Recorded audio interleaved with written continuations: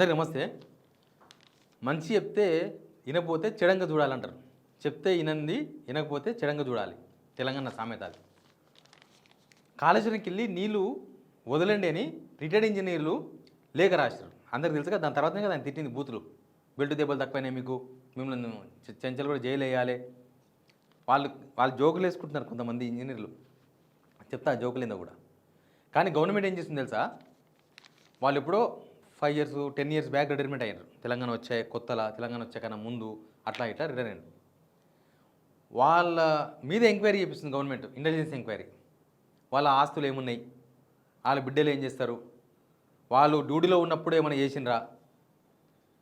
ఎట్లయిపోయిందంటే ఇక వాళ్ళు లేఖ రావడమే తప్పు అన్నట్టు. అంటే గవర్నమెంట్కి సూచన చేయడం తప్ప. ముందు సబ్స్క్రైబ్ చేయండి, షేర్ కూడా చేయండి. ఈయన శ్యాంప్రసాద్ రెడ్డి సార్. ఈయన వయసు దగ్గర 70 years ఉంటాయి, నియర్లీ 70 years.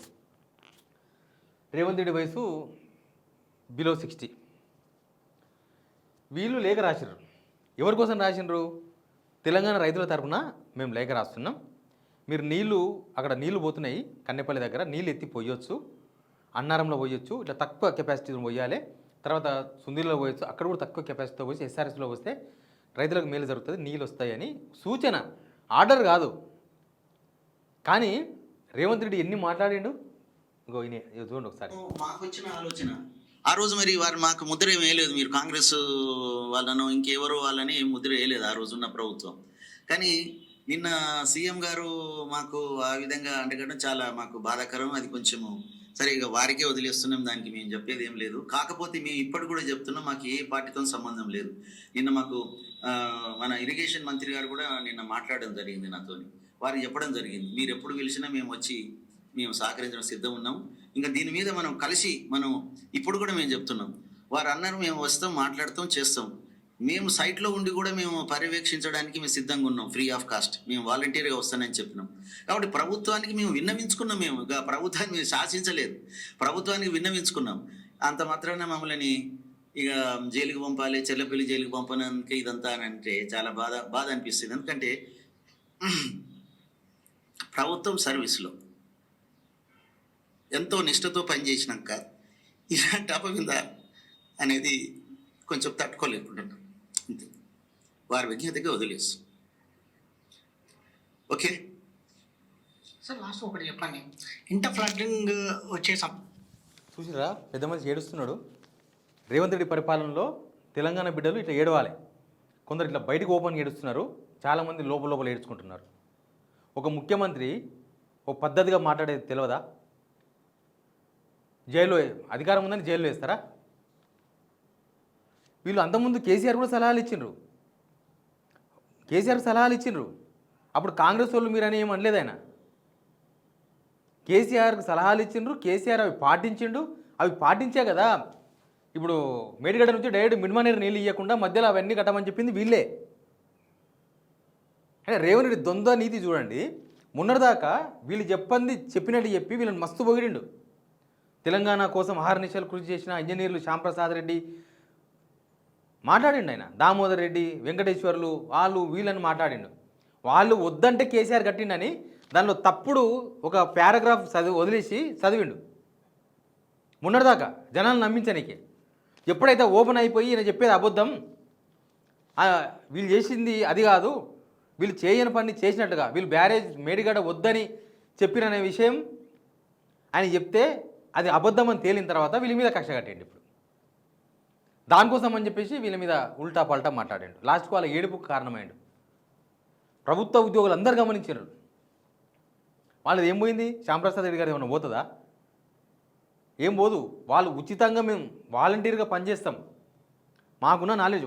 వీళ్ళ సూచన మేరకే కేసీఆర్ అవి కట్టిండు కాబట్టి మేము వచ్చి మాకు తెలుసు ఆడ పరిస్థితులు తెలియకుండా లేక రాయలే కదా. వాళ్ళు రేవంత్ రెడ్డికి రాసిన లెటర్లోనే చాలా క్లియర్గా రాసిండ్రు. ఇది ఎంత లెవెల్ ఉంటుంది, ఎన్ని టీఎంసీలు ఉంటుంది, ఎన్ని టీఎంసీలు పడతాయి, ఏం కథ అనేది రాసిండ్రు. ఒక సూచన. ప్రభుత్వం పాటిస్తుందా మీ కర్మ.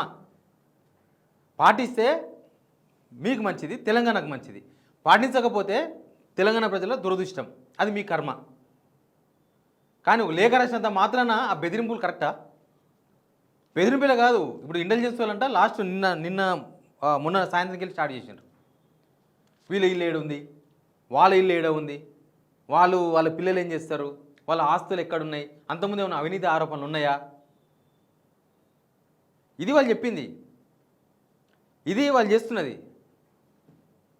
వాళ్ళు సరే కొంతమంది బాధపడుతుండొచ్చు కానీ బయటికి చెప్పకపోయినా రేవంత్ రెడ్డి ఏ చెంచలు కూడా ఏ చెర్లపల్లి రూమ్లో వేసినారో మమ్మల్ని కూడా ఆ రూమ్లో వేయమని మాట్లాడుకుంటున్నారు ఇంజనీర్లు.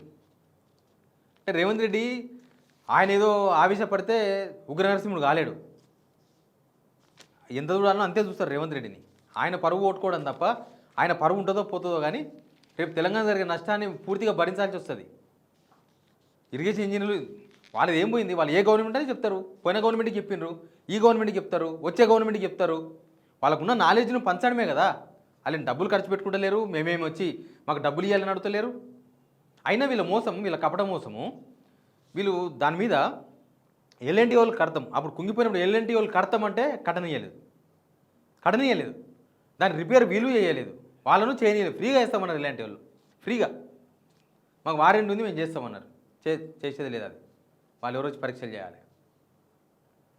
ఇప్పుడేమో ఇవి ఇప్పుడు చూడండి, రైతులకు నీళ్ళు ఇయ్యన్న ప్రతి ఒక్కరిని టార్గెట్ చేసింది రేవంత్ రెడ్డి. హరీష్ రావును తాటి చెట్లాగా పెరిగిండు, ఈయనకు అది తెలియదు ఇది తెలియదు, ఆయన ఇది అది అని మాట్లాడిండా. కేటీఆర్ కన్నెపల్లి పంప్ హౌస్ దగ్గర పోయి నీళ్లు చూపిస్తే ఆయన టార్గెట్ చేసిండా. బుద్ధి లేదు, నీకు బుద్ధి ఉందా, అది కొట్టకపోతుందిరా ఇది కొట్టకపోతుందిరా అని అడగోలిగా ఒక ముఖ్యమంత్రి స్థాయి కాకుండా దిగజారి మాట్లాడిండా. నెక్స్ట్ ఈటెలందరూ మాట్లాడిండా నీళ్ళు ఇయ్యమని. ఈటెలందరూ ఏమన్నాడు, నువ్వు బీఆర్ఎస్ వాదన వినిపిస్తున్నావు, నీకు హరీష్ రావు చెప్తే నువ్వు మాట్లాడుతున్నావు అన్నాడా. ఇప్పుడు వీళ్ళు మాట్లాడితే వీళ్ళని నేర్పిస్తున్నాడా. ఇప్పుడు బీజేపీ రాష్ట్ర అధ్యక్షుడు లేఖ రాసిండు, మరి వాళ్ళని ఏం చేస్తాడు. వాళ్ళు ఒకటే అంటారేమో, బీఆర్ఎస్ బీజేపీ ఒకటే కాబట్టి రాస్తున్నారు. చెప్పండి, బీఆర్ఎస్ బీజేపీ తెలంగాణ ప్రజలందరూ ఒకటే, మేము మాత్రం సపరేట్, నేను నా గవర్నమెంటు నా మంత్రులు సపరేట్ అని చెప్పండి, సరిపోతుంది. మీ దగ్గర ఏ ప్రశ్నకు సమాధానం లేదు. రైతులకు ఎందుకు నిలుస్తలేరు, మీ దగ్గర సమాధానం లేదు. ఆ డ్యామేజ్ కంట్రోల్ కోసమని మేము దేవాదులు పోతాం, ఈడిపోతాం ఆడిపోతాం. నీళ్ళున్న కాడ కాదు మీరు పోవాల్సింది, నీళ్ళు లేని దగ్గర పోవాలి. నీళ్ళు లేని దగ్గర పోయి నీళ్ళు ఉన్న దగ్గర నుంచి నీళ్ళు లేని దగ్గరికి ఎట్లా ఇవ్వాలి, అది కాదు మీరు పోవాల్సింది.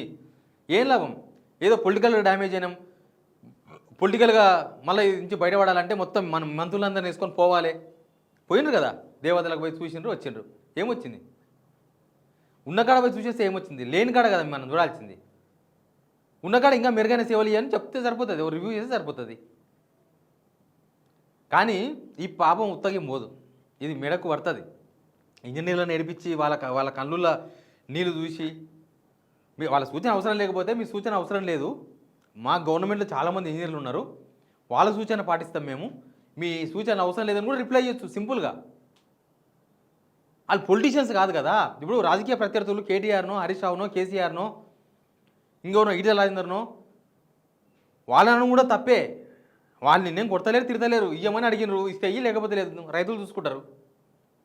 వాళ్ళ మీద ఆక్రోశమే కరెక్ట్ కాదు. రాజకీయాలకు సంబంధం లేని మనుషులు రిటైర్డ్ ఇంజనీర్స్ ఫోరం వాళ్ళను టార్గెట్ చేస్తే ఇంకేముండదు. రేపు రైతులు వస్తే వాళ్ళని కూడా అట్టే అంటారేమో, రేపు రైతులు తాగునీళ్ళు లేవు, రేపు ఎండాకాలం వస్తే స్నానానికి కూడా నీళ్ళు దొరకవు, ఇట్లే ఉంటే కాలం చాలా దారుణంగా ఉంది. తాగనికి నీళ్ళు లేవు, వాళ్ళు ఆల్రెడీ రిపోర్ట్ ఇచ్చారు గవర్నమెంట్కి 2 నెలలు 3 నెలలు తప్ప నీళ్ళు లేవని. ఎడికెళ్ళి తీసుకొస్తారు, కొనుక్కొస్తారా, కొనుక్కొచ్చి పోస్తారా నీళ్ళు జనాలకు, ఎడికెళ్ళి కొనుక్కొస్తారు, ఇవ్వడం మీకు నీళ్ళు. ఇవన్నీ చాలా ఓపెన్గా గవర్నమెంట్ నిర్లక్ష్యం కనబడుతుంటే దాన్ని కవర్ చేసుకునే ప్రయత్నం చేస్తున్నారు తప్ప అందరినీ బెదిరించి అదిరించి ఏమవుతుంది. సరే ఏడ్చిండ్రు, 2 రోజులు బాధపడతారు, తర్వాత ఏమవుతుంది ప్రభుత్వానికి. నాకు కూడా అర్థమైంది, ఇప్పుడు ఇరిగేషన్ ఇంజనీర్లు ఒక సలహా ఇచ్చి మీరు ఇట్లా చెయ్యొచ్చు అని ఒక సలహా ఒక సూచన చేస్తేనే వాళ్ళను ఏడిపించారు కదా. రేవంత్ రెడ్డి పదే కేసీఆర్ మాకు సలహాలు ఇవ్వాలి, నీ అనుభవాన్ని మాకు చెప్పాలి, నువ్వు వచ్చి మాతో మాట్లాడాలి, అసెంబ్లీకి రావాలి, నువ్వు నోరు విప్పాలి, నువ్వు సలహాలు ఇవ్వాలి. రాజకీయాలతో సంబంధం లేని వ్యక్తులు సలహాలు ఇస్తేనే వాళ్ళు ఏడిపిస్తున్నారు. మీరు కేసీఆర్ సలహాలు ఇస్తే ఏం చేస్తారు, తీసుకుంటారా? న్యూట్రల్గా ఆలోచిద్దాం మనం. కేసీఆర్ సలహాలు అడుగుతున్న వాళ్ళు కేసీఆర్ సలహాలు ఇస్తే తీసుకుంటారా? వీళ్ళ సలహాలు తీసుకోలే కదా. ఇప్పుడు కేసీఆర్ ఇంజనీర్ కాదు, ఆయన కూడా చెప్పిండు, ఎక్స్పీరియన్స్తో తీసుకునే తప్ప నేను ఇంజనీర్ కాదు. రేవంత్ రెడ్డి అన్నాడు కదా, నువ్వు ఇంజనీర్వా అని అడిగిండు. మరి ఇంజనీర్ కానీ కేసీఆర్ సలహాలు అడుగుతాడు, ఇంజనీర్లు అయిన వాళ్ళ సలహాలు ఇస్తే తీరుతాడు, ఏడిపిస్తాడు వాళ్ళను. దీనిలో ఏది నీతి? వీళ్ళే మంచోళ్ళు అన్నాడు, వీళ్ళే దొంగలు అన్నాడు. కేసీఆర్ ఇంజనీర్ గాంధీ ఆయన సలహాలు అడుగుతాడు, ఇంజనీర్లు సలహాలు ఇస్తే ఏడిపిస్తాడు. ఏమర్థం చేసుకోవాలి దీనిలో?